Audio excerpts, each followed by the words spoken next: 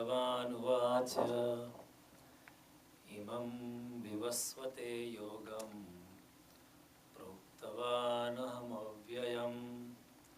विवस्वान्मनवे प्राह मनोरिक्ष्वाकवे ब्रवीत् एवं परम्परा प्राप्त इमं राजर्षयो विदु सकालनेहमता योगो नष्ट परम तप।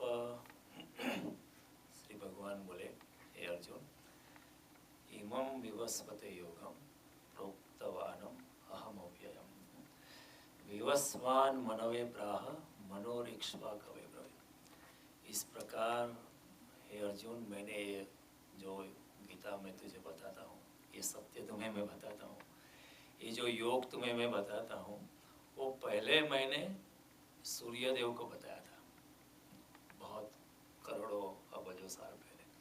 फिर सूर्य ने विवस्वान मनु को बताया था, मनु ने अपने पुत्र ईश्वाकु को बताया था, और फिर ऐसी परंपरा चलती रही। इमं विवस्वते योगम प्रोक्तवान अहम, मैं ज कहलो, मैंने ही वो कहा था। विवस्वान मनवे प्राह मनोरिक्ष्वा कवे ब्रवीत्। मनु ने अपने पुत्र ईश्वाकु को बताया, फिर ईश्वाकु ने किसी और को बताया था। इसी एवं परंपरा प्राप्त इमं राजर्षयो, इस तरह परंपरा से राजर्षियों ने इस योग को, इस सत्य को जाना था। ये जो गीता का सत्य मैंने बताया पहले अध्याय में, दूसरे अध्याय में, तीसरे, ये यही सत्य अनेक राजर्षियों ने, अनेक लोगों को जिन्होंने जाना था, उन्होंने बताया। सकाल नेह महता, लेकिन समय की धारा में, काल के पसार होने के कारण वो योग थोड़ा सा लुप्त प्राय हो गया था, थोड़ा सा असमंजस में, थोड़ा सा अस्पष्ट हो गया था। तो भगवान ने बड़ी गहन बात यहाँ कही है कि ये योग तो मैंने पहले भी कहा है, बहुत समय के प्रारंभ में। ये सत्य तो मैंने समय के प्रारंभ में कहा। समय का प्रारंभ, ये तो भाषा का प्रयोग है, क्योंकि सत्य तो समय से पार है, सत्य को कोई समय नहीं है। ऐसा नहीं कि सत्य इस युग में उद्भवित हुआ, ऐसा नहीं कि सत्य अभी प्रकट हुआ, ऐसा नहीं। सत्य तो हमेशा है, सनातनता से है। सत्य का ना जन्म है न मृत्यु है, सत्य हमेशा के लिए है। लेकिन ये तो कहना पड़ता है कि समय के प्रारंभ में, ये केवल भाषा का प्रयोग है, क्योंकि सत्य तो जो है सनातन है, समय से बाहर है, टाइमलेस है, कालातीत, त्रिकालातीत, भूत भविष्य वर्तमान से पार है। वैसे भी समय जो है वो मनुष्य की व्याख्या है, समय जैसी कोई चीज़ है ही नहीं। आपको थोड़ा शौक लगेगा कि मैं क्या कहता हूँ, हम कहेंगे इतना समय हुआ, 7:30 बजे शुरू किया, लेकिन समय हमें रखना पड़ता है, क्योंकि हम समय में है, इसलिए हमारे लिए समय है। आत्मा के लिए, परमात्मा के लिए, सत्य के लिए, योग के लिए कोई समय है ही नहीं, क्योंकि वो तो हमेशा है। ऐसा नहीं कि हम नहीं होंगे तब सत्य नहीं होगा, ऐसा नहीं कि हम जब नहीं थे तो सत्य नहीं था, तभी भी सत्य था।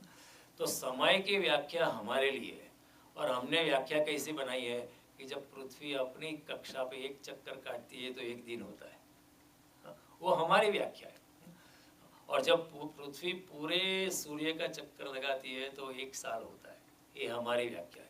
कल कोई ऐसा बुद्धिमान लड़का या लड़की पैदा होगा, वो कहेंगे नहीं, अभी पृथ्वी सूर्य के आसपास कितना चक्कर मारती है उसके हिसाब से नहीं, गुरु ग्रह सूर्य के आसपास कैसा चक्कर, उसी के हिसाब है हम समय की का मेजरमेंट करेंगे। ये बदल सकता है, क्योंकि ये तो हमारा मेजरमेंट है। तो समय जो है, जो समय में पैदा हुआ है उसी के लिए है। हम समय में पैदा हुए, कि हम कोई 1951 में पैदा हुआ, 50 में पैदा हुआ, या अभी नया बच्चा पैदा हुआ 2003 में, उसके लिए समय है, क्योंकि वो समय में पैदा होता है, समय में मर जाता है। ये कुर्सी जो है शायद 5 साल पहले बनी, शायद 50 साल के बाद कोई उपयोग भी ना करे, वैसी पड़ी रहे, वो ऐसी ही बिना उपयोग से भी क्षीण होती चली जाएगी और ख़त्म हो जाएगी, क्योंकि वो समय में उद्भवित होती है और समय में ही विलीन हो जाती है। तो तो कालो न याति वयमेव याता, समय पसार नहीं होता है, हम पसार हो जाते हैं। भृगु ऋषि ने व्याख्या की है। कई लोग कहते हैं क्या कर रहे हो भाई, टाइम पास कर रहे हो। टाइम आप पास नहीं करो, समय आपको पसार कर रहा है। समय हमें रीता देता है, हम समय को रीता नहीं देते। टाइम पास ही सर, हम समय को पास नहीं कर सकते। हम विदा हो जाएंगे, समय तो उसी की जगह ये गिनती चलती ही रहेगी। तो कहने का तात्पर्य कि सत्य तो है, सनातन सत्य होता है। इसीलिए श्रीमद् भागवत के पहले श्लोक में कहते हैं सत्यम परम धीमहि, आप परम सत्य हो, सनातन सत्य हो। Only even scientific truth is not absolute truth, वो भी रिलेटिव ट्रूथ है। जो वैज्ञानिक सत्य होते हैं वो भी सापेक्ष सत्य होते हैं, वो सनातन सत्य नहीं होता है। केवल आत्मा परमात्मा सनातन सत्य होते हैं। क्योंकि वैज्ञानिक सत्य में क्या कहते हैं, अदर थिंग्स बीइंग इक्वल, उसको ऐसा कहना पड़ता है कि अगर इतना बाहर टेम्परेचर रहे और पृथ्वी का गुरुत्वाकर्षण इतना ही रहे तो इस पदार्थ को इतना गर्म करेंगे तो इतना एक्सपांड होगा। लेकिन वही पदार्थ को आप गुरु के ग्रह पे आप गर्म करो तो इतना एक्सपांड शायद नहीं होगा, क्योंकि उसमें वातानुकूलन स्थिति अलग है। तो वैज्ञानिक सत्य भी सनातन सत्य नहीं है, केवल आत्मा और परमात्मा ही सनातन सत्य है। तो उनको समय उनके लिए लागू नहीं है, वो त्रिकालातीत है, त्रिकाला बाध्य है, तीनों काल से अबाध्य है। तो इस तरह भगवान कहते हैं कि मैंने ये अविनाशी सत्य योगो प्रोक्त पुरातन इमं विवस्वते योगम प्रोक्तवानम अहम अव्ययम, ये सनातन अक्षय सत्य जिसका कभी नाश नहीं होता है, ऐसा सत्य मैंने बहुत पहले यानी समय से पार से कहा हूँ। और जब मैं कह रहा हूँ तो समय से पार होकर ही कहता हूँ। तो भगवान ने ये पहले बात, क्योंकि जो समय के भीतर होता है वो परिवर्तित होता है, हमेशा बदलता रहता है। आज यहाँ आप आए, अगर कल आप आओगे इसी जगह पर तो आप वैसे ही नहीं होंगे जैसे आप अभी आए हो, क्योंकि एक दिन के बाद आप थोड़े बदलोगे। हमारी इंद्रिय उसको मेजर नहीं कर सकती, हम माप नहीं सकते। जब आप मुझे देखते हो तो देखने के दौरान, देखने के जो एक छोटी सी सेकंड जाती है, माइक्रो सेकंड, उसी देखने के दौरान ही मैं बदल गया हूँ। और मैं आपको देखता हूँ तो उसी जो माइक्रो सेकंड में आप भी बदल गए। जब तक आपके प्रकाश की किरण मेरी आंख में आई, फिर रिवर्स होके मैंने आपको पहचाना, उसके दौरान आप भी बदल गए। तो जो परिवर्तित है, जो संसार में है वो हमेशा परिवर्तित है। पूरा संसार, पदार्थ जो है, व्यक्ति जो होते हैं, जो पदार्थ, जो पंच महाभूत जो है यहाँ परिवर्तित है, हमेशा परिवर्तित होते रहते हैं। केवल आत्मा और परमात्मा और योग जो भगवान ने कहा, जो सत्य का, वो समय के पार है, ये समझ लेने की। तो सत्य कभी नष्ट नहीं होता है, लुप्त प्राय हो सकता है, क्योंकि जब काल की बड़ी धारा बहने लगती है तो थोड़ा थोड़ा लुप्त प्राय हो जाता है, लोग पहचान नहीं पाते। लेकिन वो कभी भी न है ऐसा नहीं होता है। इसलिए भगवान ने दूसरे अध्याय में भी कहा था, ना सतो विद्यते भावो ना भावो विद्यते सत। सत का हमेशा अस्तित्व है और असत का कोई अस्तित्व ही नहीं है, क्योंकि असत जो है वो भासता है, होता नहीं है। जो इस जगत में परिवर्तित है वो भी अपरिवर्तित पे ही खड़ा है। मेरा जो शरीर है वो परिवर्तित है, लेकिन जो मेरी आत्मा है वो अपरिवर्तित है। लेकिन मेरा जो शरीर है मेरे अपरिवर्तित आत्मा पे ही खड़ा है। जब आत्मा चली जाएगी तो शरीर भी बिखरने लगेगा। तो इस जगत में संसार जो है, पदार्थ जो है, वो अपरिवर्तित सत्य, अपरिवर्तित आत्मा और अपरिवर्तित परमात्मा पे ही खड़े हैं। तो भगवान कहते हैं कि ये सत्य जो है मैंने बहुत समय के प्रारंभ में, यानी कालातीत अवस्था में मैंने ये सत्य मैंने पहले बताया था। हमने आज चौथे अध्याय की शुरुआत की है, पहले 2 श्लोक हम देख रहे हैं। तो भगवान ने कहा ये सत्य जो है योग, ये गीता का जो सत्य है, गीता का जो योग है, मैंने पहले भी कहा था। दूसरी बात भगवान कहते हैं मैंने सूर्य देव को कहा, एक मेटाफोर है, एक एनालॉजी है। ऐसा नहीं सूर्यदेव नाम के किसी व्यक्ति को कहा था, क्योंकि जब भी सत्य की घटना बनती है तो प्रकाश का अनुभव योगी को होता है। जब ध्यान की चरम सीमा में योगी जाता है तो पहला जो अनुभव होता है वो प्रकाश का अनुभव होता है। उसको हमारे सनातन धर्मों में एक नाम है आलोक। कई लोगों का नाम है होता है आलोक। उसका मतलब ध्यान की गहन अवस्था में जब मैं नहीं रहता हूँ, जब मैं ही खुद परमात्मा में मिल जाता हूँ, तब जो परमात्मा का अनुभव होता है वो प्रकाश का अनुभव होता है। Jesus also said, I am the light, I am the way. मैं प्रकाश हूँ and I am the way. खसी जाऊँ सारों पर से I am the light, I am the way. Quran में भी लगता है इल्हाम हुआ मोहम्मद को। इल्हाम यानी प्रकाश का रिविलेशन हुआ, प्रकाश का अनुभव हुआ। गीता में भी कहते हैं जब अर्जुन को भगवान ने विश्वरूप स्वरूप दर्शन दिया तो संजय कहता है जैसे सहस्त्र सूर्य एक साथ खिल उठे आकाश में, इतने प्रकाश का अनुभव अर्जुन को हुआ। एक सूर्य से हम तंग आ जाते हैं ना, एक सूर्य के सामने हम देख नहीं सकते। हम देख सकते सूर्य के सामने, ज़्यादा देखेंगे तो हम अपनी आँख गंवाएंगे। तो भगवान संजय वर्णन करता है कि भगवान के स्वरूप का जैसे सहस्त्र सूर्य, 1000 सूर्य साथ में प्रकट हो गए, इतना प्रकाश चारों ओर व्याप्त हो गया भगवान की, और अर्जुन देखने में असमर्थ हो गया। तब भगवान को पता चला ये तो देख नहीं पाएगा अपने चर्म चक्षु से, तो भगवान ने दिव्य चक्षु उसको प्रदान किए, अपनी योग शक्ति से दिया। ऐसा नहीं कि उसको वहाँ ऑपरेशन करना पड़ा, तुम्हारी आंखें निकाल कर इधर थोड़ा फ्रीजर में रखते हैं, ये नई आंखें मैं आपको देता हूँ। ये योग शक्ति से भगवान सब कुछ कर सकते हैं, क्योंकि प्रकृति जो है परमात्मा से अधीन है। आँख हमारी जो है प्रकृति का हिस्सा है, हाथ मेरा जो है प्रकृति का हिस्सा है। तो भगवान चाहे तो आपको सहस्त्र हाथ दे, क्योंकि वो प्रकृति परमात्मा से अधीन है। पुरुष प्रकृति से अधीन है, हम लोग प्रकृति से अधीन है, और प्रकृति परमात्मा से अधीन है। तो परमात्मा चाहे तो आपको कुछ भी प्रदान कर सकता है। तो टेम्पररीली उनको दे दिया कि तुमको दिव्य चक्षु देता हूँ, ताकि मुझे आप धारण कर पाए, नहीं तो अपने चर्म चक्षु से आप इतना बड़ा स्वरूप आप धारण नहीं कर पाओगे। तो भगवान ने भी जब गीता का, तो वहाँ भी प्रकाश का अनुभव हुआ। अभी कृष्ण कहे थे कि मैंने कहा था, मैंने ही यही गीता की थी। तो हमें आश्चर्य होगा कि ये कब कैसे हो सकता है। तो कृष्ण तो अभी जन्मे, अभी द्वापर युग में उनका जन्म हुआ। तो वो तो सूर्यदेव, विश्वाकु वगैरह, विवस्वान मनो, वो तो लाखों करोड़ों साल पहले वो भगवान ने कैसे कहा।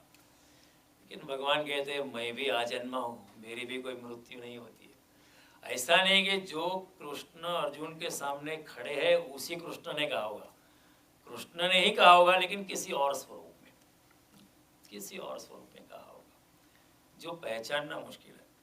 अभी कृष्ण अगर जन्म ले तो ऐसा नहीं कि फिर से बांसुर लेके यार मोर पीछ लगा के खड़े हो जाएंगे, शायद कुछ फटा हुआ जीन पहन के खड़े हो जाएंगे हमारे सामने। वो क्या वैसे बेसबॉल की उल्टी पहन लेंगे, हमको पता भी नहीं चलेगा। We will not know. जो जिनकी दृष्टि माया से परे है वही अवतार को पहचान पाते। हम माया में उलझे होते तो हमको अवतार की पहचान नहीं होती।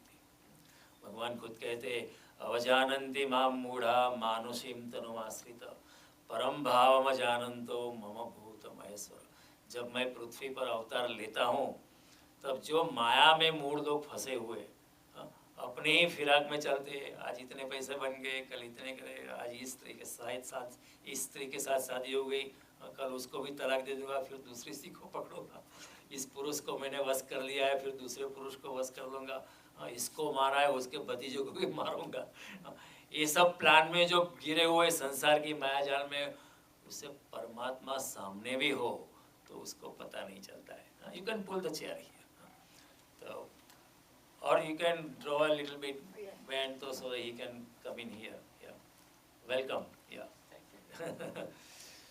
So we are on the 4th chapter of Bhagavad Gita. We just began with it.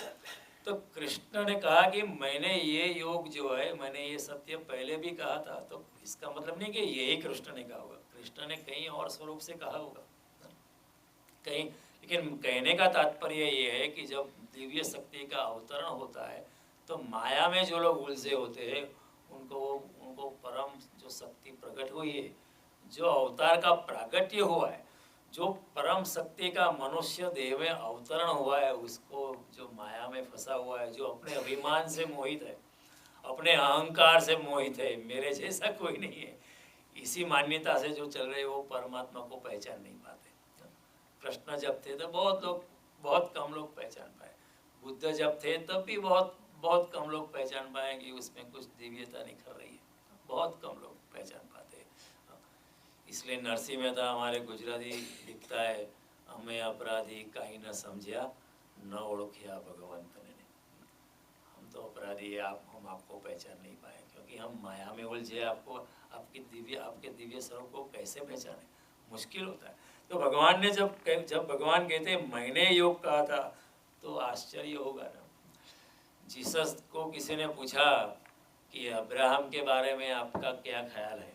Abraham was another divine personality in Jewish tradition. Then Jesus said, before Abraham was, I was.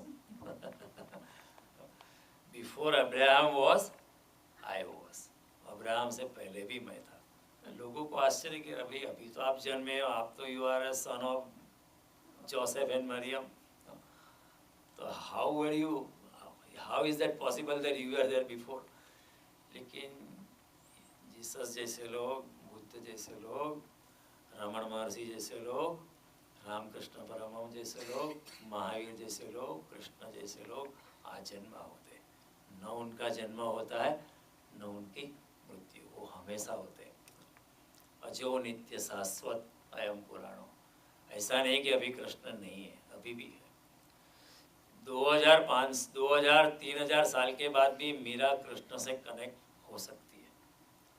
देखो मीरा का काम कितना कठिन होगा, राधा का काम थोड़ा आसान था, सामने थे Krishna. To connect with somebody who is still around while you are around, it's relatively easy. लेकिन Meera could connect with Krishna after thousands of years. It means समय का कोई व्यवधान नहीं है, time doesn't offer any barrier.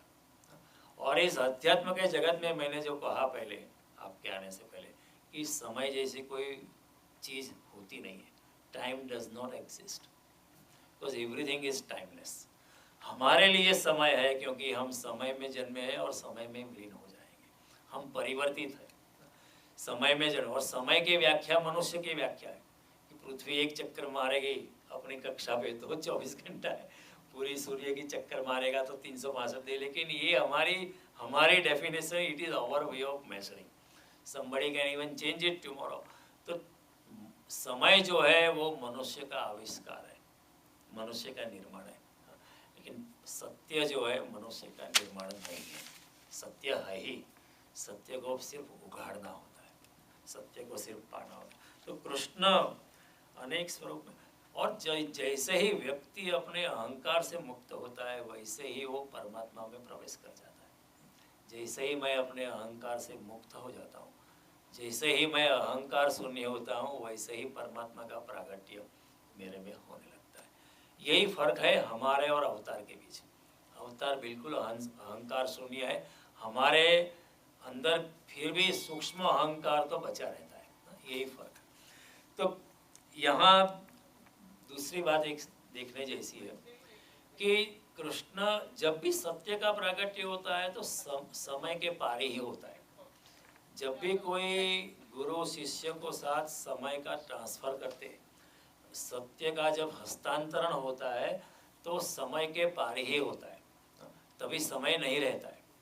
जब शिष्य भी ऐसी मौन अवस्था में आ जाता है, ऐसी ध्यान की अवस्था में, तो वो भी समय के पार चला जाता है और गुरु भी समय के पार चला जाता है। तो उसी अवस्था में सत्य का प्रागट्य होता है और सत्य का हस्तांतरण होता है। Truth can be transferred only in A state of timelessness, because truth is timeless. सत्य समय के पार है, इसलिए जब सत्य का प्रागट्य होता है दो व्यक्तियों के बीच, गुरु और शिष्य के बीच, तभी गुरु और शिष्य दोनों समय के पार होते हैं। इसलिए गुरु वेट करता है। शिष्य पूरी जिंदगी आश्रम में आके गुरु की सेवा करता है, लेकिन गुरु देखता है अभी वक्त नहीं आया, अभी शिष्य की कक्षा, शिष्य की पात्रता नहीं है। लेकिन जब गुरु देख पाता है कि शिष्य ऊपर उठने लगा है, और शिष्य को तो गुरु अपने योग शक्ति से उसको भी समय के पार की अवस्था में लेके जाता है, takes him on another plane of existence, किसी दूसरे तल पे लेके जाते हैं और फिर सत्य उसे बतलाते हैं। और बतलाने की ऐसे बात करने की जरूरत नहीं होती, वो मौन से ट्रांसफर हो जाता है। There is no communication, there is only communion. गुरु और शिष्य एक दूसरे में प्रवेश कर जाते हैं, फिर गुरु को बोलने की जरूरत नहीं पड़ती है। हमारे एकनाथ संत जो हुए, उनको उनके जीवन में वैसा ही हुआ था। 12 साल की उम्र में उनको लगा कि मुझे गुरु क्यों नहीं मिल रहे। 12 साल की उम्र में ये तभी हो जाता है जब पूर्व जन्म का कुछ संस्कार होते हैं, पूर्व जन्म की कुछ साधना होती है, तभी ऐसा घटित होता है। क्योंकि 12 साल की उम्र में तो हम खेलते ही रहते हैं, हाँ? हमारी उम्र, हम गुरु के बारे में सोचते नहीं 12 साल की उम्र में। तो उनको ऐसा लगा कि मुझे गुरु क्यों नहीं मिलता, वो बड़े विवश हो रहे थे। तो उनको हृदय में संकेत मिला, हाँ? एक जनार्दन पंत से कि तुम पंढरपुर में है, मैं देवगढ़ में हूँ, तू इधर आके मुझे मिल। जैसे हमारे सेल फोन में टेक्स्ट मैसेज आता है ना वहाँ बहुत अच्छा कम्युनिकेशन होता है। हमारे सेल फोन में तो बैटरी कभी चली जाती है, वहाँ बैटरी कभी डाउन नहीं होती, वहाँ तो ऊर्जा ही ऊर्जा है वहाँ वो बैटरी को चार्ज नहीं करना पड़ता है। एक बार आप परमात्मा के साथ कनेक्ट हो जाओ, एक बार कोई गुरु शिष्य से कनेक्ट हो जाए, फिर उसको रिचार्ज करने की जरूरत नहीं होती है। तो उनको संकेत मिला जनार्दन पंत का कि मुझे आके मिल। वो तुरंत चल पड़े और वहाँ जाके उन्होंने, जैसे ही जनार्दन पंत को देखा तो ऐसा नहीं कि उनको अभी क्वेश्चन पूछेंगे बाद में गुरु बनाएंगे, ऐसा नहीं, देख के उनको कन्विंस हो गए, 100% कन्विंस। हमारा क्या है, सकी दिमाग होता है ना, हम सवाल पूछेंगे, will go with a list of questions 25 सवाल पूछना, बाद में उसको गुरु बनाना नहीं। वो हृदय में अपनी झंकार जो है वो झंकृत होती है, अचानक सिग्नल मिलता है। और एक जनार्दन पंत ध्यान में, परमात्मा के ध्यान में बैठे थे, तो एकनाथ ने क्या किया, बड़ी स्मार्टनेस से, ही वॉज वेरी स्मार्ट 12 साल की उम्र में उन्होंने गुरु का ध्यान करना चालू किया। एकनाथ ने गुरु को परमात्मा के ध्यान में बैठे हुए देखा, एकनाथ ने गुरु का ध्यान करना शुरू किया। तो जब एकनाथ ने गुरु का ध्यान किया तो एकनाथ गुरु से कनेक्ट हो गए, और गुरु परमात्मा से कनेक्टेड थे, तो परमात्मा, गुरु और शिष्य तीनों की एक लाइन बन गई। कॉन्फ्रेंस कॉल होता है ना हमारा, hold on I will connect you गुरु ने कहा hold on I will connect you to the supreme. और उसी मौन अवस्था में एक शब्द बोले बिना जनार्दन पंत ने पूरा भागवत का ज्ञान, 18,000 श्लोक पूरे भागवत का ज्ञान एकनाथ को दे दिया मिनटों में। ऐसा पूरा बोलने की जरूरत नहीं होती। उसको कहते हैं कम्युनियन, कम्युनिकेशन नहीं है, उसमें कोई वाणी नहीं है, ये अव्यक्त वाणी है, मौन वाणी है। उसमें जनार्दन पंत ने सारी बात कह दी। कृष्ण ने अर्जुन को कहा होगा, इसी अवस्था में ही कहा होगा, क्योंकि युद्ध के मैदान में आप 700 श्लोक कैसे कह सकते हो, 3 घंटा लग जाएगा। तो कृष्ण ने अपनी योग शक्ति से अर्जुन को मौन अवस्था में उठाया होगा। अर्जुन रण मैदान में आया, सेना के बीच में आया, वो अपने स्वजन को देख के डगमगा गया, निढाल होके बैठ गया, मैं नहीं लड़ने वाला हूँ, मैं व्यथित हो गया हूँ।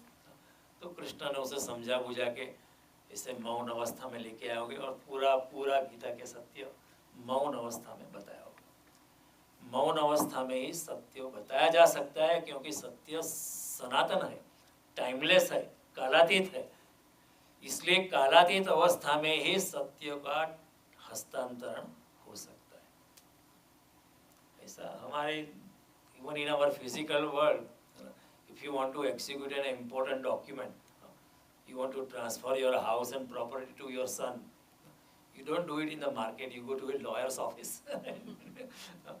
उसकी भी एक कंडीशन चाहिए, एक तरह का माहौल चाहिए। अगर आप अच्छे गाने वाले हैं, आप चारों लोग बहुत आवाज़ कर रहे हैं, आप कहेंगे आप गाना चालू कराओ, वो बोलेगा नहीं नहीं, ये ढंग नहीं है, थोड़ा मूड होना चाहिए, सुनने वाले चाहिए, शांति होनी चाहिए, तभी मैं गा सकता हूँ। उसी तरह सत्य का हस्तांतरण इसी कंडीशन में होता है, कि जब शिष्य अहंकार शून्य हो गया, गुरु तो अहंकार शून्य होता ही है, और एक तरह मौन अवस्था में जिसने प्रवेश किया, वो शून्य अवस्था में प्रवेश किया, तब सत्य का हस्तांतरण होता है।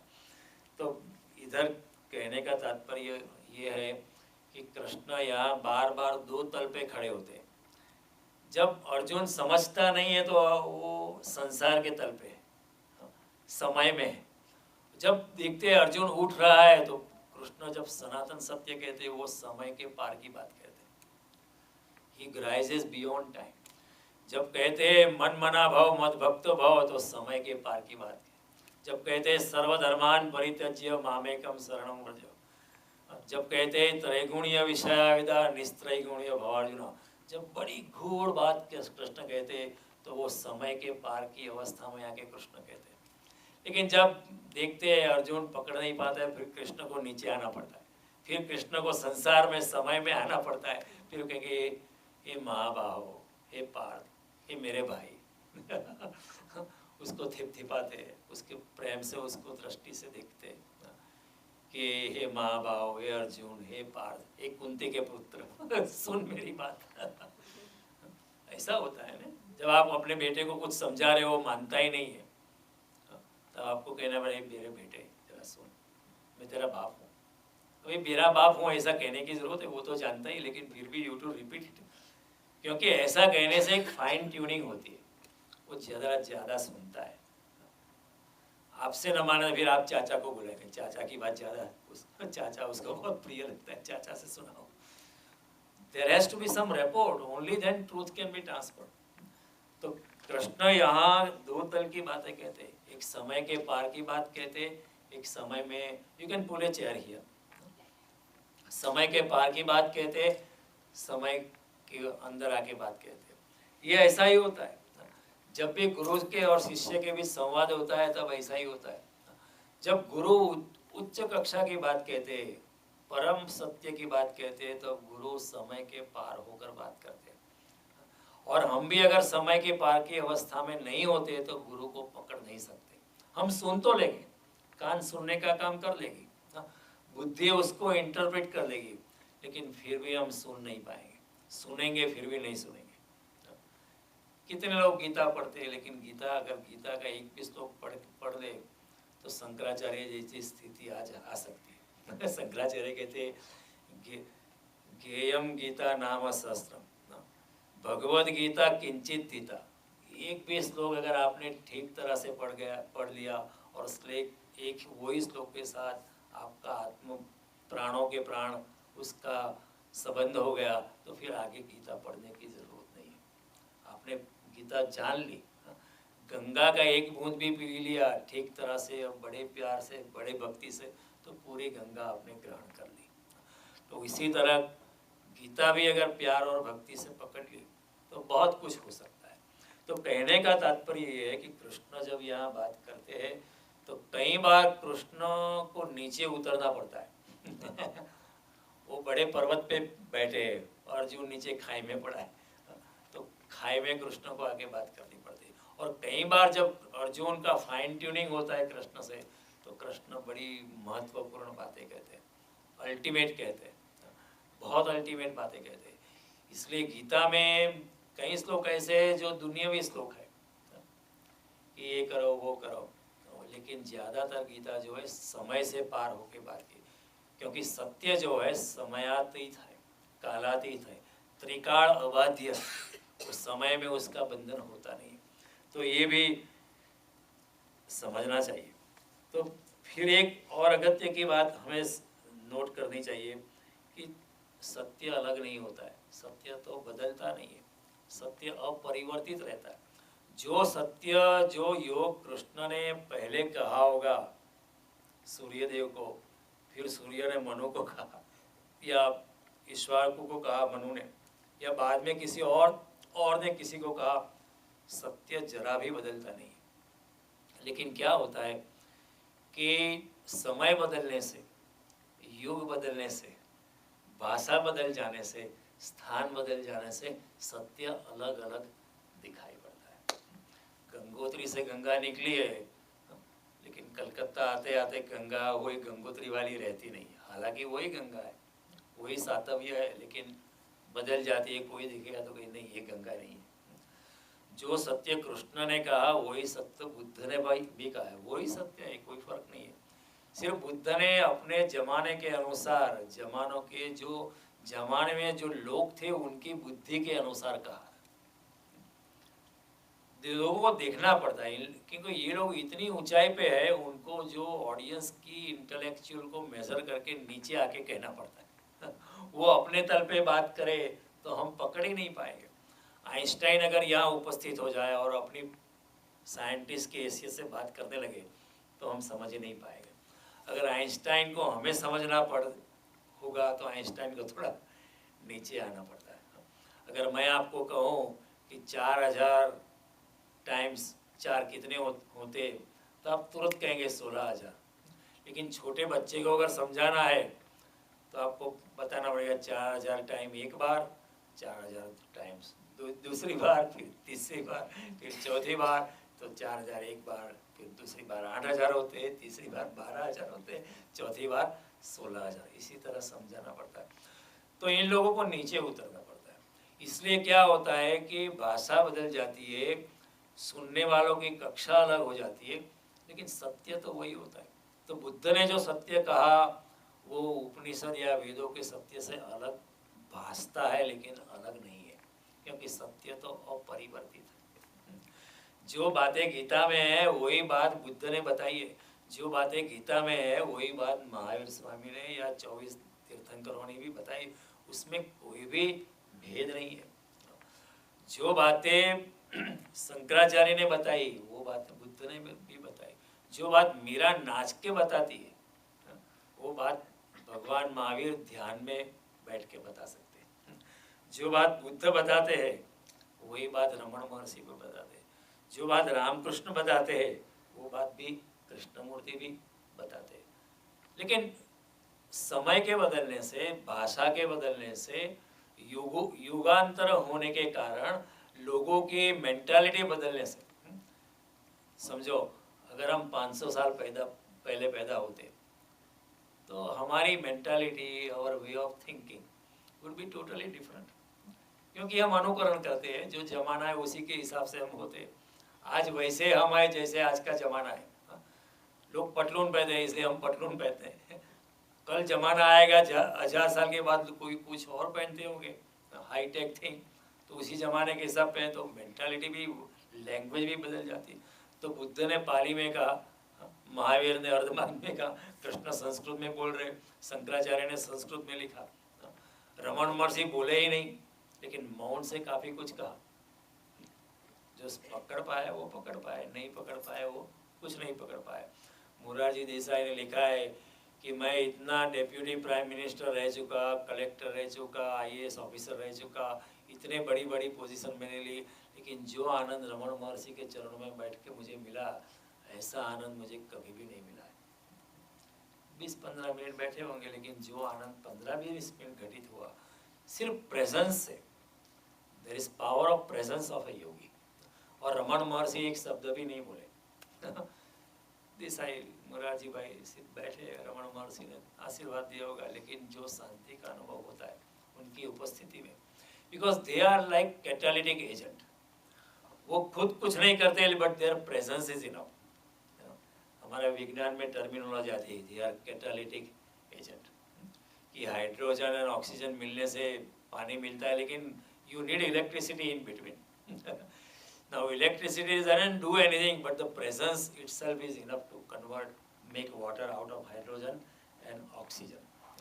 तो इस तरह सत्य अलग नहीं होता है, वही सत्य, युग बदल जाता है, बोलने वाला बदल जाता है, सुनने वाला बदल जाता है, बहुत कुछ बदलाव हो जाती है। इसलिए सत्य जो है अलग दिखता है, कई बार विरोधाभासी भी दिखता है, विरोध भी दिखता है कि नहीं नहीं, बुद्ध ने जो कहा वो महावीर के साथ तालमेल नहीं, महावीर ने जो कहा कबीर से नहीं मिलता है, कबीर ने जो लिखा वो नरसिंह ने जो लिखा है उससे नहीं मिलता है। लेकिन जो धार्मिक व्यक्ति है, जिसने सत्य का थोड़ा भी अनुभव किया है, वो सभी विरोधाभासों में भी साम्यता, एकात्मकता देख पाता है।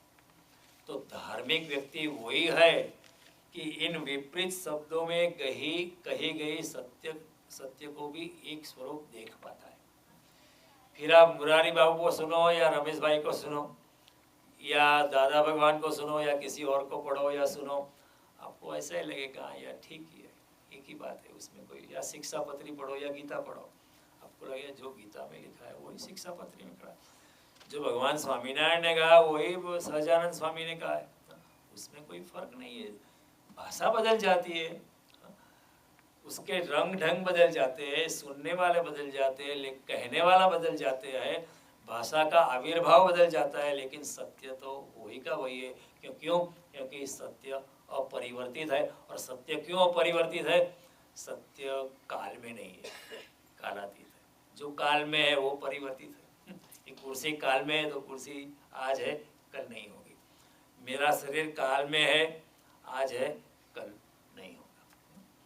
जो भी काल में, जो समय के भीतर है जन्मा है, वो समय के भीतर ही खत्म हो जाएगा। लेकिन समय, सत्य जो है समय के भीतर नहीं है। इसलिए सत्य चाहे ऊपर ऊपर से अलग अलग दिखता हो, लेकिन सत्य फिर भी एक ही है। हमारा वेद कहते हैं एको सत्य बहुधा विप्रेण वदन्त्या। सत्य तो एक ही है, लेकिन विद्वान पुरुष, ज्ञानी पुरुष उसको अनेक ढंग से कहते हैं। परमात्मा एक ही है, लेकिन वेदों में लाख श्लोक बनाने पड़े। एक ही सत्य है, लेकिन गीता में 700 श्लोक है। सत्य तो एक ही है, लेकिन श्रीमद् भागवत में 18,000 श्लोक है। सत्य तो एक है, पूर्ण पुराणों में मिलके 3,85,000 श्लोक है। एक ही बात कहते हैं, लेकिन अनेक अनेक ढंग से क्यों कहते हैं? क्योंकि करुणा से कहने पड़ती है। क्योंकि एक ही बात एक ही ढंग से कहने से लोग पकड़ नहीं पाते। बच्चे को अगर फुसलाना है तो बार बार उसको कई दूसरे ढंग से, सुबह उसको उठाना है 5 बजे 6 बजे, तो उसको क्या कहना पड़ता है? चलो तुम्हारा दूध तैयार है। अभी दूध तैयार है उठने से कोई मतलब नहीं, लेकिन उसको चलो तुम्हारा दूध तैयार है, चलो आज हमें 6 पैक जाना है, जल्दी खड़े हो जाओ। फुसलाने की बात है। तो हमें भी फुसलाते हैं भगवान बुद्ध या महावीर या रमण या रामकृष्ण, क्योंकि हम बच्चे जैसे, इतने भी हम बुद्धिमान है, हमारी बुद्धि का कोई हिसाब नहीं हुआ। तर्क प्रतिष्ठानात्, नारद जी कहते हैं, नारद जी जैसा बुद्धिमानों में भी बुद्धिमान व्यक्ति कहता है तर्क की कोई प्रतिष्ठा नहीं। एतेन तर्केण मतिराप्नुयात्, तर्क से परमात्मा पाया नहीं जा सकता। He is beyond the realm of mind and matter। क्योंकि बुद्धि से अगर पाया जाता तो आइंस्टाइन को मिल जाता, न्यूटन को मिल जाता, राजगोपालाचारी जो बड़े बुद्धिमान थे उनको मिल जाता, लेकिन उनको नहीं मिला। किसी मीरा को या किसी नरसिंह को, किसी तुकाराम को, किसी एकनाथ को, किसी गुरु कुमार को, सीधे सरल लोगों ने सत्य को पा लिया। ऐसा मुझे कहने दो कि सीधे सरल लोग तो सत्य को भी पा ही लेते, लेकिन कुशल और चालाक लोग कभी नहीं पाते। अपनी ही कुशलता से मारे जाते। Your own intelligence works against you. और अंततः मृत्यु सैया पे हम पाते हैं कि किसी और को नहीं, खुद ही धोखा खाएंगे। हमने अपने आप को ही धोखा दिया, अपनी ही कुशलता से मारे। हमारी समझदारी ही हमारी फांसी बन गई। क्योंकि जब तक हम सीधे सरल नहीं है तब तक सत्य हमारे में प्रवेश नहीं कर सकता है। This is very nice. भगवान कपिल देव अपनी माता देवहूति को कहते हैं सांख्य योग में कि जब अंतःकरण शुद्ध होता है, निर्मल होता है, पवित्र होता है, तब परमात्मा का प्रवेश हो जाता है। इस सच ए सिंपल थिंग। भगवान राम भी कहते हैं, सुंदरकांड अगर आपने पढ़ा है, निर्मल मन जन सो मोहे पावा। जिसका मन निर्मल है वो ही मुझे पा सकता है। मोहे छल छेद्र कपट नहीं भावा। जिनकी गति संसार में, मति संसार में ही है, वो पा ही नहीं सकता, क्योंकि वो संसार में उलझ जाता है। और जिसका मन निर्मल हो गया है, शांत हो गया है, पवित्र हो गया है, उसको लिए पाना बहुत आसान है। वही मुझे पा सकता है। निर्मल मन सो ही मोहि पावा, वही मुझे पा सकता है। तो भगवान ने यहाँ जो बात की, तो धार्मिक व्यक्ति वो है जो इन विरोधाभासों में भी देख पाता है कि सत्य तो एक ही है, इसमें कोई फर्क नहीं। वो विवाद नहीं करता है। कई लोग विवाद बड़े उलझ जाते हैं, नहीं ये मुरारी बाबू ने कहा ये ठीक नहीं है, भाई ऐसा कहते हैं भाई ने ये कहा ये ठीक नहीं है, वो फला फला बापू ऐसा कहता, नहीं नहीं ये तो सब सब गलत है, हाँ, देखो मेरा अभिप्राय ये है वो विवाद में उलझ जाता है, लेकिन सत्य से वंचित रह जाता है, सत्य से वंचित।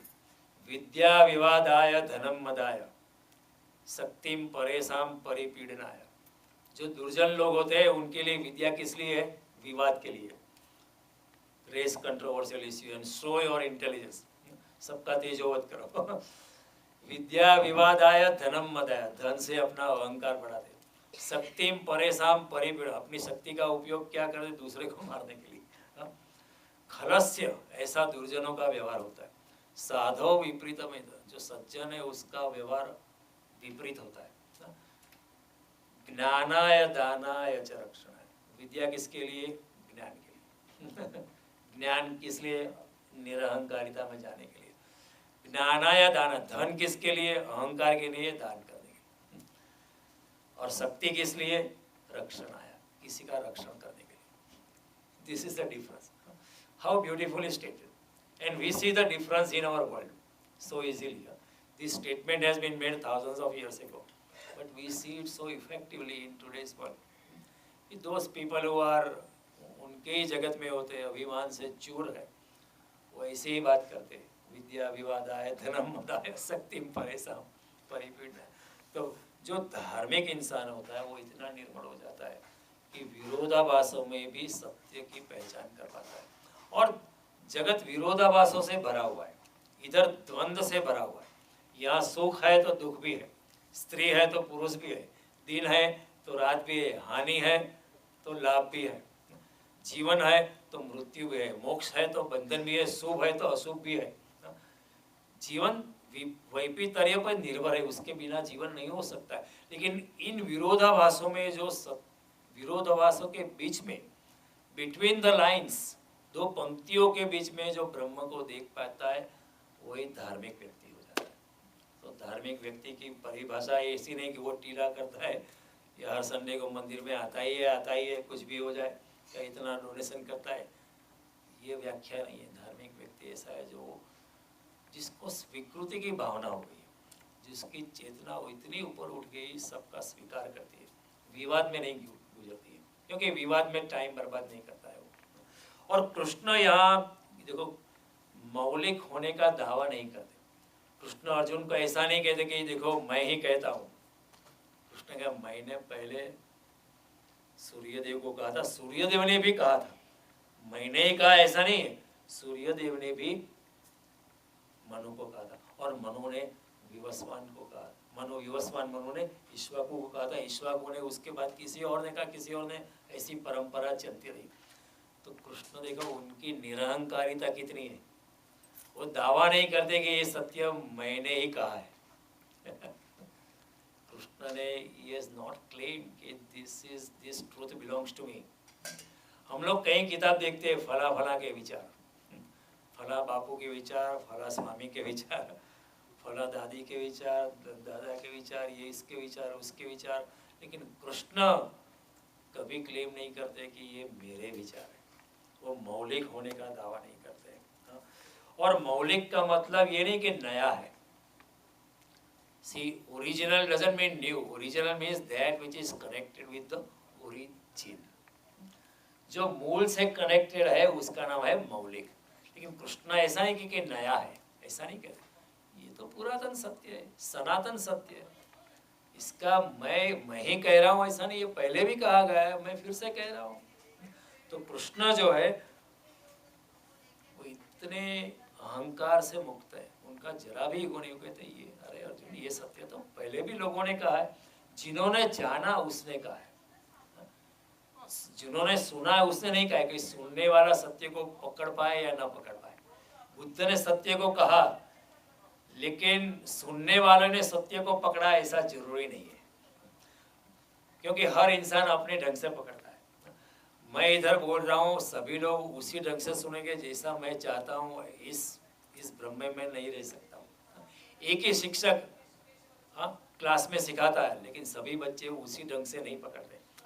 किसी का डिस्टिंक्शन आता है, कोई फेल हो जाता है, किसी का सेकंड क्लास आता है, किसी का फर्स्ट क्लास आता है। इसका मतलब क्या है? शिक्षक तो एक ही थे, क्लासरूम एक ही था, समय भी वही था, लेकिन अलग अलग ढंग से लोगों ने वही सत्य को अलग अलग ढंग से सुना। जब बुद्ध कहते तो अलग अलग लोगों ने अलग अलग ढंग से सुना, लेकिन कुछ बहुत कम लोग होते जो अपने देहाभिमान से ऊपर उठ पाते, तभी ही बुद्ध के साथ, महावीर के साथ, कृष्ण के साथ अलाइन हो पाते, तभी भी वो सत्य को रिसीव कर सकते। तब तक हमारी रिसेप्टिविटी होती नहीं है, तब तक हमारी ग्राहकता बनती नहीं है। कृष्ण बोलेंगे, कृष्ण अभी पैदा हो जाए, हमारे सामने भी आ जाए और हमको फिर से गीता समझाने लगे, लेकिन फिर भी हम पकड़ नहीं पाएंगे, क्योंकि हम अपनी बुद्धि में खड़े रहेंगे।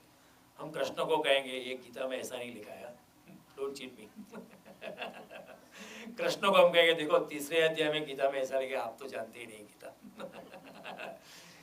क्योंकि हमारा अहंकार जो है, हम कृष्ण के सामने एक गीता ही पेश करेंगे, गीता का पुरावा देंगे, गीता का प्रमाण पेश करेंगे और कहेंगे आपने आचार्य की पदवी ली है। आपने किसी को सम्मानित किया है, ब्राह्मण रत्न का आविष्कार मिला है तुमको। क्योंकि हमारी मनुष्य की बुद्धि इतनी चुटकी सी होती है। आपने पीएचडी की है दर्शन शास्त्र में, फिलोसॉफी में, तभी हम सुनेंगे। ये हमारा नैरो माइंड होता है।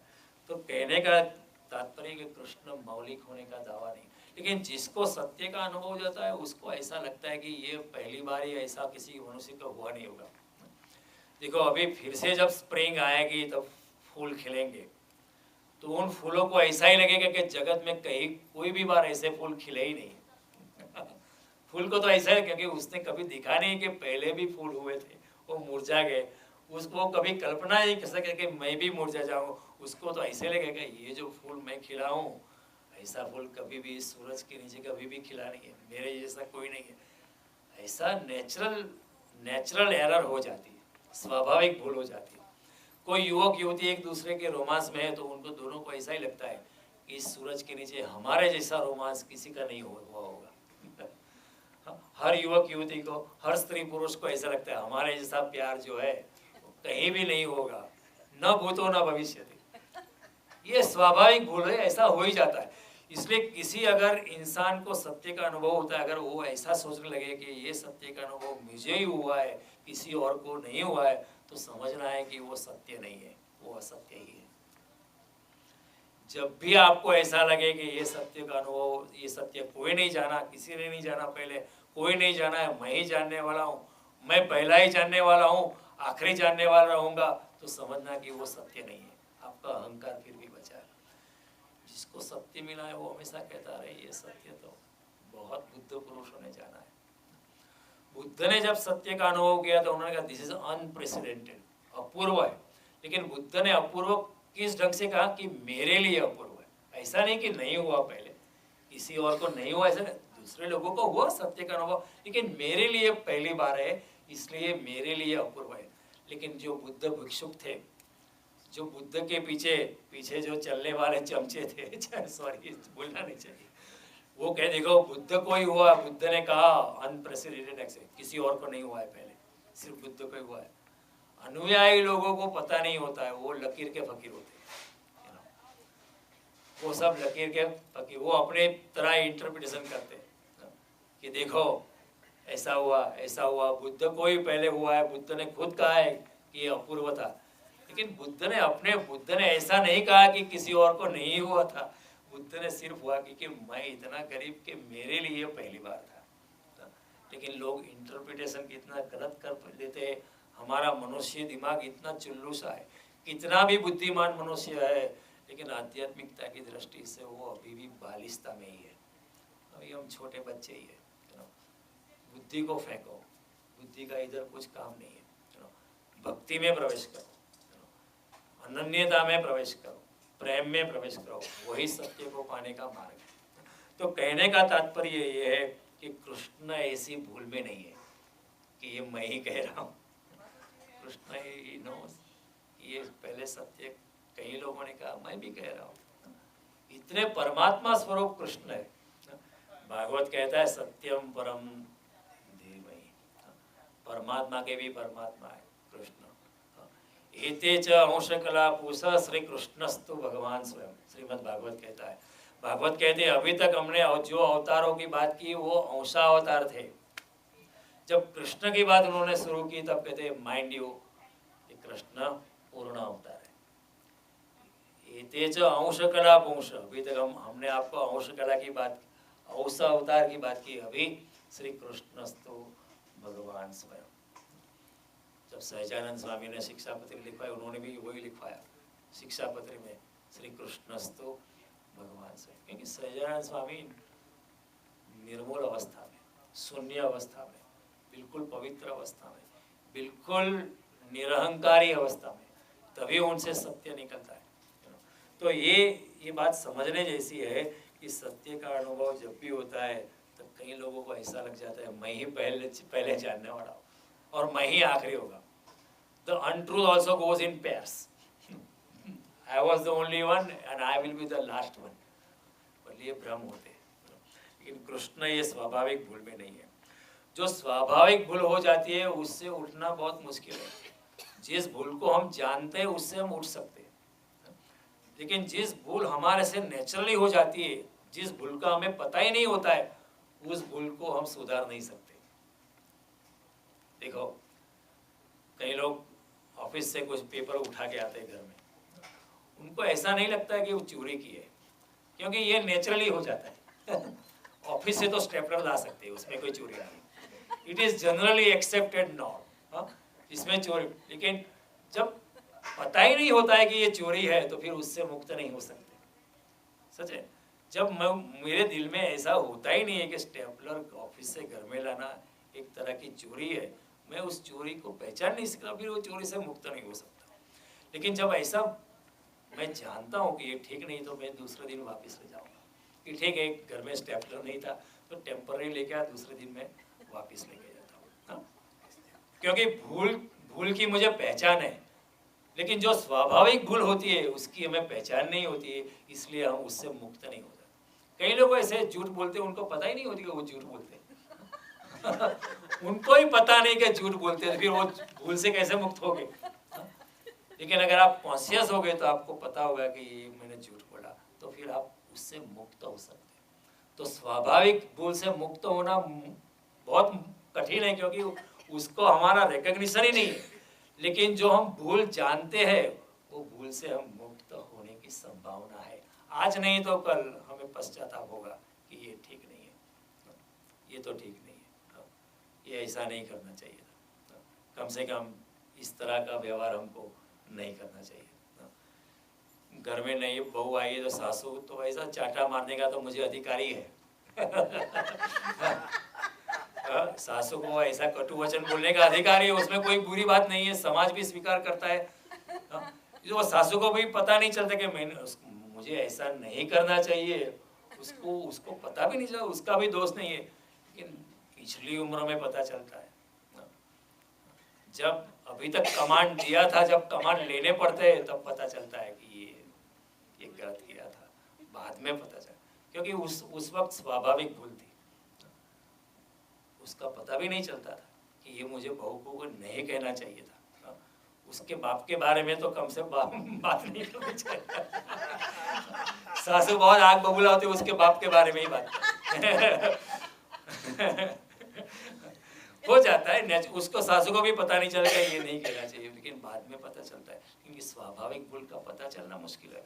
लेकिन कृष्ण ये स्वाभाविक भूल में नहीं, इसलिए कहते हैं देख अर्जुन, कहने वाला मैं नहीं हूँ। तो जो भी कहता है वो कहता है कहने वाला मैं नहीं हूँ। मैं भी यहाँ कहता हूँ कि मैं बोलने वाला नहीं हूँ। मैं यथाशक्ति, यथामति, यथा भक्ति, जो मैं जानता हूँ, जो मेरे जानने के वो मैं आपको बता रहा हूँ। ये मेरा आत्मज्ञान नहीं है। ये चौथे अध्याय की हर अध्याय की शुरुआत में मैं कहता हूँ कि मैं कोई संत या महात्मा नहीं हूँ, मैं कोई गुरु नहीं हूँ, मैं भी आपकी तरह आध्यात्मिकता की यात्रा में आपके साथ चलने वाला सहयात्री हूँ। मैं कोई ऊंची अवस्था में नहीं है, जो मैं जानता हूँ मैं आपको बता रहा हूँ, और वो मेरा नहीं है, मेरा हो नहीं सकता। सत्य किसी का नहीं है, सत्य तो अपौरुषेय है, किसी की मालकियत का नहीं है। सत्य तो सनातन है, टाइमलेस है, वो सत्य मेरे से पहले भी था, अभी भी है, और मैं नहीं रहूँगा तब भी रहेगा। तो मैं जो यहाँ कहता हूँ वो तो यथाशक्ति, यथामति, यथा भक्ति में कहता हूँ। जब तुलसीदास रामायण लिखने चले तो उन्होंने भगवान से प्रार्थना की कि मनमति रंग मनोरथ राहु। हे भगवान राम, मेरे मन और मति बड़ा छोटा है, मेरी बुद्धि बहुत छोटी है, मेरा मन भी बड़ा छोटा है, लेकिन मेरा मनोरथ बहुत बड़ा है। कौन सा मनोरथ है? भगवान राम का वर्णन करना है। ये तो मनुष्य से संभव नहीं है, क्योंकि भगवान राम तो परम सत्य स्वरूप है। तो मनुष्य जो परम सत्य स्वरूप में नहीं है, वो परम सत्य स्वरूप का वर्णन कैसे करे? ये संभव नहीं है, मेरी बुद्धि के बस में नहीं है, मेरे बस में नहीं है। हालांकि मैंने 15 साल संस्कृत का अभ्यास किया है बनारस यूनिवर्सिटी में, कहीं भी, लेकिन मैं आपका वर्णन करने में शक्तिमान, लेकिन भगवान मुझे मति देना, मन मति रंग मनोरथ राव। मुझे भगवान आप कृपा करना, मुझे शक्ति ना, मैं आपको वर्णन करूं। मैं भी यहाँ उसी विनम्रता करता हूँ कि भगवान कृष्ण, गीता पे बोलना मनुष्य के वश में नहीं है, मनुष्य से संभव नहीं है, लेकिन भगवान हमें कृपा करना कि मैं लोगों को समझा सकूं, मैं खुद थोड़ा समझ पाऊं। तो भगवान कृष्ण भी खुद कहते हैं कि ये मेरे विचार नहीं है। अगर कोई भाषण करता है भागवत पे, कहते हैं ये मेरे विचार है। अगर भगवान कृष्ण खुद कहते कि मेरा नहीं है, तो बीच में अगर भागवतकार बोलने लगे कि मेरा है, तो फिर वो हंसने जैसा हो जाता है ना, वो स्वाभाविक भूल हो जाती है। जो सासू से भूल हो जाती है ना, वो फिर व्यासपीठ पे बैठने वाला उससे भी भूल हो जाती है। दिस नेचुरल एरर, लेकिन कृष्ण ये स्वाभाविक भूल में नहीं है। आज का युग बड़ा असर्टिव है। कैंट, हेगल, कृष्णमूर्ति, दांते, प्लेटो, उन लोगों ने सभी ने कहा ये मेरा सत्य है, मैंने ये कहा, उसके बाद कोई नहीं कह पाएगा, I am the first one. लेकिन कृष्ण बिल्कुल निरहंकारी हो गए थे, ये सत्य पहले भी कहा। जब महावीर ने कहा तो महावीर ने भी कैसे, इससे पहले ऋषभ देव ने भी कहा था, नेमिनाथ ने भी कहा था, पार्श्वनाथ ने भी कहा, पहले जो 23 तीर्थंकर हो गए उन्होंने भी कहा था ये सत्य। ये कहने वाला मैं पहला नहीं। बुद्ध ने जब सत्य को बताया तब बुद्ध ने भी कहा कि जगत में अनेक बुद्ध पुरुष मेरे जैसे हो गए, उन्होंने भी ये सत्य कहा था। मैं सिर्फ उसको फिर से दोहराता हूँ, आपकी भाषा में कहता हूँ। शंकराचार्य ने भी कहा कि ये कोई नया सत्य नहीं, मैं पुराना सत्य ही सिर्फ ठीक तरह की भाषा में आप समझ पाए इसी ढंग से मैं आपको बता रहा हूँ। कृष्ण भी इतने ही विनम्र है। जो सच्चा संत होता है, जो सच्चा योगी होता है, वो हमेशा ये कहता है कि ये मेरा नहीं है। सत्य किसी की मोनोपोली नहीं है, भागवत किसी की मोनोपोली नहीं है, कुरान किसी की मोनोपोली नहीं है। इसलिए मैं कहता हूँ कि गीता हिंदुओं की मोनोपोली नहीं है, क्योंकि वो तो परम सत्य है, वो सनातन सत्य है। जो भी गीता को पकड़ता है वो गीता उसकी हो जाती है। उसमें हिंदू मुसलमान या ईसाई जैसा कुछ है ही नहीं। गीता ना हिंदू है ना मुसलमान है, गीता गीता है, शुद्ध सत्य स्वरूप है गीता। तो ये भी एक समझने जैसे, जगत में जो भी विवाद होते हैं वो मेरे सत्य और तुम्हारे सत्य पे होते हैं। कई बार ऐसा होते हैं ना, भगवान स्वामीनारायण जैसे दिव्य प्रतिभा आती है, उसके बाद फिर क्या होता है, लोग अपने अपने सत्य खड़े करते हैं, फिर उसमें से फिर विभाग हो जाते हैं, 4-5 पंथ। बुद्ध के बाद भी ऐसा हुआ, 36 पंथ हो गए, बुद्ध के बाद 36। कृष्ण में भी ऐसा होते हैं, लोगों ने कृष्ण को भी डिवाइड कर दिया। कई लोग कहते नहीं, हम तो बाल कृष्ण को ही मानते हैं, युवान कृष्ण को नहीं मानते, जय जय श्री गोकुलेश्वर को ही मानते हैं, और कुछ नहीं। जय श्री कृष्ण बोलोगे तो नहीं चलेगा। कृष्ण का भी हम भाग कर देते हैं, क्योंकि वो कहते हैं ये मेरा सत्य है, वो तुम्हारा सत्य अलग है। युवा कृष्ण जो गीता में जो कृष्ण कह रहे हैं, गीता वो योगेश्वर कृष्ण, कई लोग हैं जय योगेश्वर ही बोलेंगे, जय श्री कृष्ण आप उनको बोलेंगे वो जय योगेश्वर ही बोलेंगे, हम तो वही कृष्ण को मानते हैं। मनुष्य का दिमाग इतना छोटा सा हो जाता है। कृष्ण को बांटो मत, कृष्ण को पूरी अखंडितता में स्वीकार करो। बाल कृष्ण में भी परमात्मा ब्रह्म है, और युवा कृष्ण में भी जो गोपियों के साथ नाचता है उनमें भी ब्रह्म है। वो देखने की दृष्टि प्राप्त। लेकिन जगत के सभी विवाद जो है, मेरा सत्य तुम्हारा सत्य, क्योंकि सब लोग सत्य को अपने जेब में रखना चाहते हैं। आप सत्य को जेब में नहीं रख सकते, आपको सत्य के जेब में जाना पड़ेगा। सत्य हमारा साया नहीं बन सकता, हमको सत्य का साया बनना पड़ेगा। बूंद में सागर प्रवेश नहीं कर सकती है, बूंद को ही सागर में प्रवेश करना पड़ता है, हमको ही सागर में प्रवेश करना पड़ता है। सत्य हमारे पीछे नहीं खड़ा रह सकता, हमें ही सत्य के पीछे खड़ा। और जब ऐसा होता है तो तब हम नहीं कहेंगे ये मेरा सत्य है, तभी ये सब विवाद बिखर जाएंगे। ये विवाद अनुयायियों ने किए, जो पीछे चलते हैं लकीर के फकीर, मैकेनिस्टिक, सब बड़े भाई बड़ी बहनें मोटे भाई ये वो, ये सब विवाद खड़े करते हैं। ओरिजिनल जो पर्सनालिटी होती है भगवान स्वामीनारायण, उनमें कोई विवाद नहीं है। कबीर और नानक मिले तो उनके क्या वो लड़ेंगे कि मैं सिख हूँ तुम मुसलमान हो? वो नहीं लड़ेंगे, लेकिन वो अनुयायी लोग लड़ेंगे। हम तलवारें खींच लेंगे, देखो हम तो हिंदू है, आप ये है, आप वो है। वहाँ कोई विवाद नहीं है। वहाँ जीसस भी अगर कृष्ण के साथ बैठे तो बड़ी प्रेम से बातें हो जाएगी। एक बार बुद्ध और महावीर एक ही गांव में थे, और एक ही गांव में नहीं, एक ही धर्मशाला के दो हिस्सों में बैठे थे, लेकिन मिले ही नहीं एक दूसरे। लोगों को लगा कि बड़े अहंकारी हो गए, मिले भी नहीं। लेकिन मिलने की कोई जरूरत ही, बात करने की कोई जरूरत ही नहीं थी, क्योंकि वो भी सत्य को जानते थे, वो भी सत्य को जानते थे। कौन किसको उपदेश देगा? बात करने की भी जरूरत नहीं है वहाँ, और मिलने की भी। और उनको मिलने के लिए पर्सनली मिलना जरूरी नहीं है, वो अपने कमरे में बैठ के भी मिल सकते हैं एक दूसरे के, दूर से अपने योग शक्ति से मिल सकते हैं। लेकिन जो अनुयायी थे उनको लगा कि मिले होते तो बड़ा मजा आता। बुद्ध के बीच और महावीर के बीच बड़ी डिस्कशन होती है, और बुद्ध ने महावीर को पराजित कर दिया होगा, या जैन सोचने लगे महावीर ने बुद्ध को पराजित कर दिया होता, और हम प्रूव कर सकते थे कि महावीर सच्चे है या बुद्ध सच्चे। दोनों सच्चे। सत्य बुद्ध का नहीं है, न महावीर का सत्य। इस जगत में जो भी विवाद है वो मेरे अहंकार पे या मेरे सत्य पे खड़े है, या तुम्हारे अहंकार पे या तुम्हारे सत्य। लेकिन सत्य तो एक ही है, न सत्य तुम्हारा है न सत्य मेरा है। तो समझने की बात है, सत्य किसी का नहीं है, सत्य अपौरुष है। कृष्ण ऐसा आग्रह नहीं करते, कृष्ण नहीं कहते कि ये मेरा सत्य है, उनका ऐसा कोई आग्रह नहीं। हालांकि भगवान कृष्ण खुद सत्य स्वरूप है। सत्यम परम धीमहि, श्रीमद् भागवत का पहला श्लोक कहता है, सत्यम परम धीमहि, परम सत्य, absolute truth. Even scientific truth is not absolute truth, but only God is absolute truth. सनातन सत्य केवल परमात्मा और आत्मा ही है, और कोई नहीं। लेकिन नया युग जो है बहुत आग्रहपूर्ण है। जब गांधी जी ने कहा तो गांधी जी ने कहा कि जो मैंने बातें कही है सत्य अहिंसा की, ये मैं पहला ही कहने वाला नहीं हूँ। ये बात पहले भी किसी ने कही है, मैं आपकी भाषा में फिर से कहता हूँ।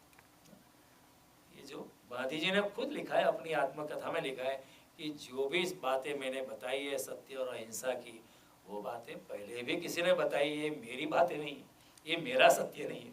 मैं सिर्फ आपकी भाषा में आप समझ पाए इसी ढंग से मैं कहता हूँ। उसी तरह नरसिंह मेहता ने भी गीता का सत्य अपने प्रभातिया में लिख के बताया।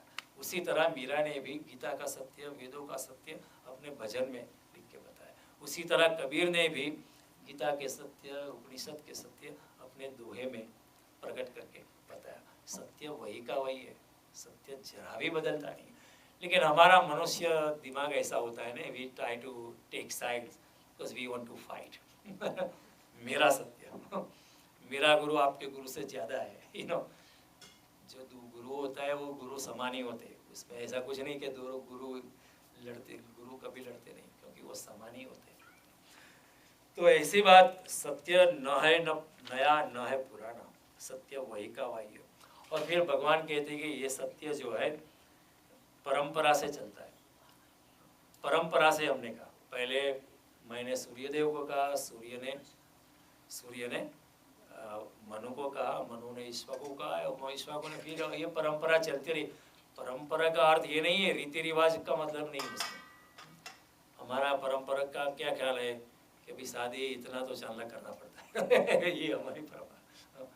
जनोई में लाड़का लाड़ू तो देने पड़ते हैं या इतने बर्तन तो देने पड़ते हैं।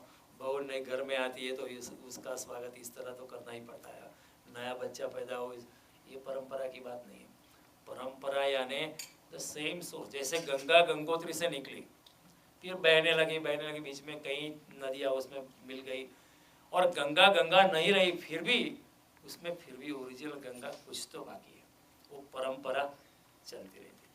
आप रात को दिया जलाते हो ना, और सुबह उसी दिए को बुझा देते हो, तो रात को जो दिया जला था वो सुबह जो बुझाया वो दिया एक ही नहीं है, क्योंकि जो दिया है हर घड़ी बदलता है, हर घड़ी उसकी रोशनी, उसकी लाइट, उसकी इंटेंसिटी, उसमें जो ऑयल होता है, उसकी जो प्रज्वलितता होती है, उसमें जो प्रकाश निकलता है, उसकी इंटेंसिटी जो है, इल्यूमिनेशन जो है, जो बदलता रहता है, हर घड़ी बदलता है।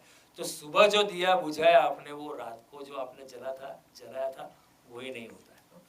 आज मैं यहाँ हूँ, कल अगर मैं यहाँ हूँ तो आज मैं, कल जो मैं आऊँगा वो वही नहीं जो आज मैं हूँ, क्योंकि मैं बदलता रहता हूँ।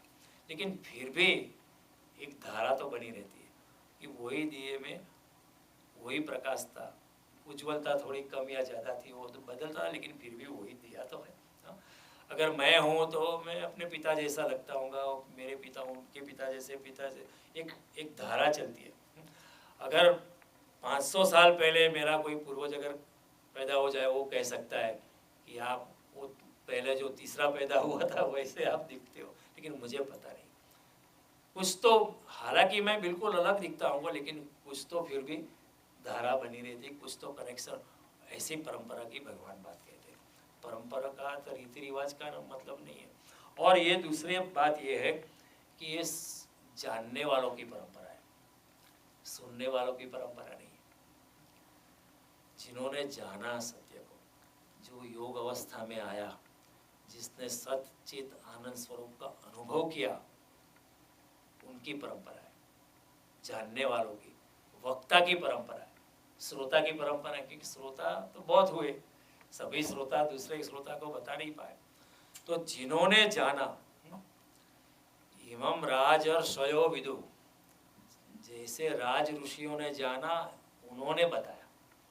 ये जानने वालों की परंपरा है, सुनने वालों की परंपरा है। कई लोगों ने गीता का अर्थग्रहण किया, लेकिन वो ठीक तरह से पढ़ते नहीं। कृष्ण कहता है राजर्षयो विदु, राज ऋषि ने जाना, उन्होंने बताया। ये सुनने वालों की परंपरा नहीं, ये जानने वालों की परंपरा है। और परंपरा चलती रहे। जब भी पृथ्वी पर कम से कम एक व्यक्ति तो आत्मज्ञानी होता है, और उनके मुख से जो भी वचन निकलते हैं वो गीता जैसा ही होता है। तो उनसे जो हम सुनते हैं वो परंपरा हो जाती है, वो परंपरा। रमण महर्षि ने जो बोला होगा वो कृष्ण ने कहा वही है, या किसी अरविंद महर्षि अरविंद घोष ने जो कहा, उन्होंने जो कहा वो वही है जो शंकराचार्य ने कहा। शंकराचार्य ने जो कहा वो वही है जो कई शायद एकनाथ ने कहा या तुकाराम ने कहा।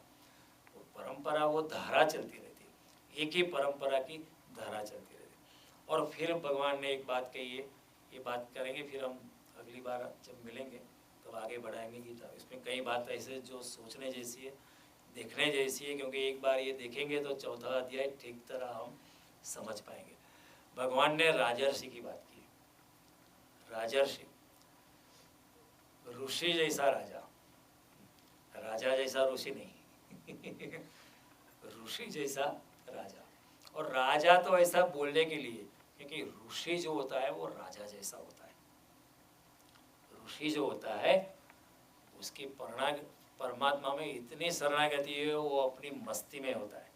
राजा कैसा होता है? अपनी मस्ती में होता है। राजा को फिक्र होती है कि कल शाम को क्या खाना बनाना है, पत्नी खाना बनाएगी नहीं बनाएगी, उसका मूड कैसा है ऐसी फिक्र राजा को नहीं होती। Generally is carefree. हालांकि राजा को भी बड़ी फिक्र होती है कि मेरा सिंहासन कोई लेके चला जाएगा, तीसरा बेटा जो है वो रात को मुझे मार डालेगा, ये करेगा वो करेगा, और जो चौथी रानी है उसका कैरेक्टर ठीक नहीं है, she will do something against me. राजा को दूसरी चिंता होती है क्योंकि वो भी संसार में है, लेकिन राजा निश्चिंत होता है। तो राजर्षि का मतलब होता है कि जो बिल्कुल परमात्मा की शरणागति में, अपने आनंद की, निजानंद की मस्ती में जो अपने निज आनंद की मस्ती में ऐसा ऋषि। हालांकि राजा जो होता है वो तो भिखारी होता है। देखो, नीचे अगर कोई आपको भिखारी मिले, वो क्या मांगेगा आपके पास कि sir you have change, can I borrow a cigarette from you, और can you give me some money, मेरी गाड़ी में गैस नहीं है। This kind of beggars you meet across रास्ते में मिल जाते, वो छोटा भिखारी है। ऊपर अगर हम मंदिर में आते हैं तो मंदिर में आके हम परमात्मा से क्या करते हैं कि देखो जरा मेरा बिजनेस है, कम से कम $500,000 का फायदा कर देना। तो वो $1 का भिखारी नीचे है, मैं $500,000 का भिखारी ऊपर हूँ। मैं भिखारी हूँ क्योंकि मांगता हूँ, वो नीचे मांगता है, मैं ऊपर आके मांगता हूँ कि मेरी बेटी की शादी अच्छे घराने में कर देना। थोड़ी मेरी पत्नी अगर थोड़ी अभी थोड़ी दुर्बुद्धि में है, उसकी बुद्धि थोड़ी ठिकाने का, बहुत कम कास्ट चल रहा है, प्लीज हेल्प मी गॉड। इधर आके हम मांगते हैं तो हम उससे भिखारी से भी ज्यादा हमारी क्वालिटी हायर है। और राजा क्या है, राजा तो सबसे बड़ा ज्यादा परम भिखारी है, क्योंकि उसको तो राज्य चाहिए, ये उसका राज्य चाहिए, वो राज्य चाहिए। एक फकीर था, उसका नाम भूल गया, मुसलमान फकीर था। उस जमाने में वो एक गांव में, छोटे से गांव में रहता था। तो गांव के लोगों ने कहा आप यहाँ गांव में एक मदरसा खोलनी है, इस्लाम का शिक्षण देना है, धर्म सिखाना है बच्चों के लिए, लेकिन मदरसा बनाने के लिए पैसे नहीं है, चंदा नहीं है। आप अकबर आपकी बड़ी इज्जत करता है, अकबर के पास आप जाके मांगते क्यों नहीं है? उसने कहा मैं मांगता नहीं हूँ, किसी को नहीं मांगता। सबसे बुरो मांगनो, कबीर जो कहते हैं, मांगना ही नहीं है, अपेक्षा नहीं रखने की। These are the words of Sant Ram महाराज इन नडियाद। अपेक्षा रहित जीवन, अपेक्षा ही मत रखो, मांगो ही मत। लेकिन जब लोगों ने बहुत कहा तो ठीक है मैं जाता हूँ। अकबर के घर गया, अकबर वो सब उसको पहचानते थे। दरबार ने, चौकीदार ने रोका नहीं, वो सीधा अकबर के अंतर स्थान में प्रवेश कर दिया। तो देखा अकबर नमाज पढ़ रहा था, और नमाज होने के बाद अकबर ने कहा कि अभी ये भगवान, ये परमात्मा, ये परवरदिगार, ये पूरे हिंदुस्तान में मेरा राज्य नहीं है, पूरे हिंदुस्तान में मेरा राज्य कर दे। इधर मराठी लोग बहुत दे आर रेजिस्टिंग लॉ, उसके भी मेरा राज्य कर दे। हम ऐसे में प्रार्थना करता हूँ। वो फकीर ने देखा कि अकबर भी मांग रहा है, तो उसने सोचा मैं उससे मांगने आऊँ, ये भी भिखारी ही है। वो चलने लगा, ये मेरे से भी मैं एक मदरसा के लिए आया हूँ, ये मेरे से भी ज्यादा मांगता है कि पूरे हिंदुस्तान में मेरा राज्य कर दे। वो निकल पड़ा। फिर सैनिकों ने अकबर को बताया वो भिखारी, वो फकीर आया था आपको मिले, लेकिन वो तो चला गया। अकबर ने कहा क्यों चला गया? मैं उससे मिलना चाहता हूँ, लेकिन वो कहता था कि तुम भी भिखारी हो, ऐसा बोला हो। मैंने कहा मैं भिखारी हूँ? कि वो बोलता है आप भी मांगते थे, वो भी मांगने आया था, वो छोटा भिखारी, आप बड़े भिखारी हो। तो राजा तो भिखारी होता है, तो राजा ने ये गीता नहीं की है। इमम राजर्षयोविधि, भगवान जो कहता है ऐसे राज ऋषियों ने गीता बताई, ऐसे राजा की बात नहीं है। जो ऋषि था, जो राजा जैसा होता है, फकीर की मौज, उसको फिक्र ही नहीं है। परमात्मा की शरणागति है, उसको क्या फिक्र है? जिसने परमात्मा की शरणागति का स्वीकार किया उसको कोई फिक्र नहीं होती। वो कहता है अनन्यास चिंतयन्तो माम ये जना पर्युपासते तेषाम नित्याभियुक्तानाम योगक्षेम वहम। भगवान कहते हैं जो अनन्य भाव से मेरी शरण में आओ, उसके संसार का जीवन निर्वाह की बाजी मैं संभालता हूँ। ऐसा फकीर परमात्मा के समर्पित है। 1000 हाथ वालों भगवान बैठो छे, 1000 हाथ वाला भगवान बोले मुझे क्या फिक्र, मुझे कोई फिक्र नहीं है। ऐसे राज ऋषि ने, जिन्होंने सत्य को जाना, उन्होंने गीता बताई। और दूसरी बात सांख्य की दृष्टि है कि करना कुछ भी नहीं है। जब आप सांख्य को जान लेते हो, ज्ञान को, तो कर्म करने की कोई आवश्यकता नहीं है। उनको कुछ करना ही नहीं पड़ता है। यस्तु आत्मरतिरेव स्यात् आत्मतृप्तस्य मानव आत्मेव च संतुष्टो तस्य कार्य न विद्यते। जो उसकी स्थिति आत्मा में है उसके लिए कोई भी कार्य करने की जरूरत नहीं। क्यों? नैव तस्य कृतेनार्थो न अकृतेनेहस्य कश्चन न चास्य सर्वभूतेषु कश्चिद अर्थव्यपासः। उसके करने का भी कोई प्रयोजन नहीं है, न करने का भी कोई प्रयोजन नहीं है, क्योंकि जगत के किसी प्राणी मात्र पे उसको आधार नहीं रखना पड़ता है। क्यों आधार नहीं रखना पड़ता है? क्योंकि उसकी फिक्र प्रकृति कर देती है, समस्ती ले कर देती है, परमात्मा कर देता है। तो ऐसा तो मौज में होता है। जैसे फूल खिलते हैं उसको कोई फिक्र नहीं, सांझ को मुरझा जाना है, लेकिन अभी कितने खिले, हमें फिक्र होती है। अबे आप बूढ़ा थे गया, अब बूढ़े हो गए, अब मरेंगे, ज़्यादा से ज़्यादा 20-25 साल जिएंगे, मर जाएंगे, हमें चिंता होने लगती। लेकिन फूल जो अभी मुरझा जाने वाला है शाम को, उसको फिक्र नहीं। तो जो राज ऋषि होता है वो अपनी मस्ती में होता है, उसे से ही गीता का प्राकट्य हो सकता है, क्योंकि वो परमात्मा की शरणागति है, राजा से नहीं है। कोई राजा से गीता नहीं हो सकती, क्योंकि राजा भिखारी होता है राजा को हजार चिंता होती है।